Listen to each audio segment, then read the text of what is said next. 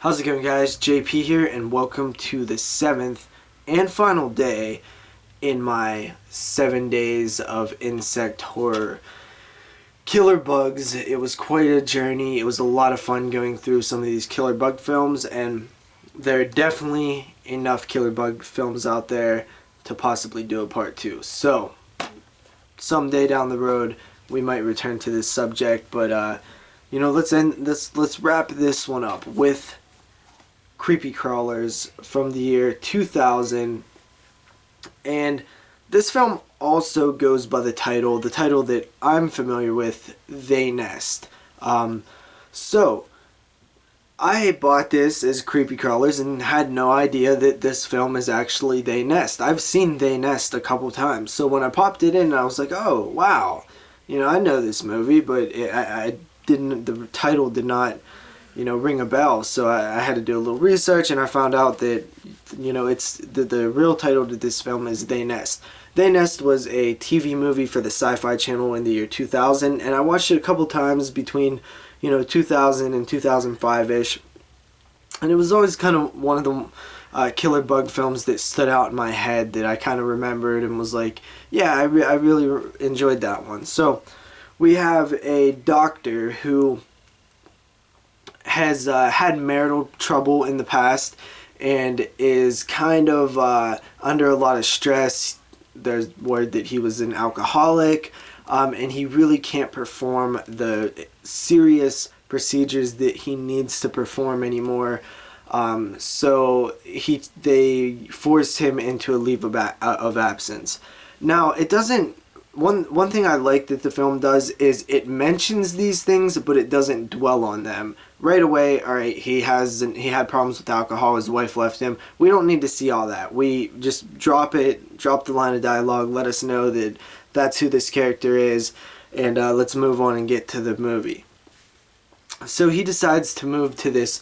I don't know if it's an island or a small town off the coast of Maine, where he had bought a house with his wife, and he decides to go back there and fix it up on, I think it is an island, because on the ferry ride in, he meets an odd fellow where they begin to, chit-chat back and forth. And basically the doctor, our lead character, unintentionally insults and kind of degrades this man. Turns out this man's house is the doctor's house that he bought was the childhood home of this guy that he meets on the boat. So right away he has a problem with the doctor, and he also is the electrician in the town, so he controls the power. So there's a little subplot dealing with him not turning on the power for the guy, and he's just giving him a hard time. And it turns out that he's also kind of a ringleader of all these other town drunks and stuff who all have it in for this guy. So, long-winded plot there. Basically, he gets to the house, and there's these weird roaches that, through a brief scene, opening scene in the film, we find that they traveled through a dead body thrown overboard a boat. These types of roaches that eat flesh and burrow into humans, lay their eggs, come out. There's a queen and stuff. So yeah, that's basically the film. There's actually surprisingly a lot of practical effects with the Madagascar hissing cockroach, real roaches. There's also a good bit of CGI roaches, but for the time that this film was done, it could have been a lot worse. They don't look terrible. They were, not overused in certain parts. They were used just to be able to make the, script function properly, the film function properly. The main character is kind of a goofball. He almost seems like a klutz, and I really don't buy the doctor role at all.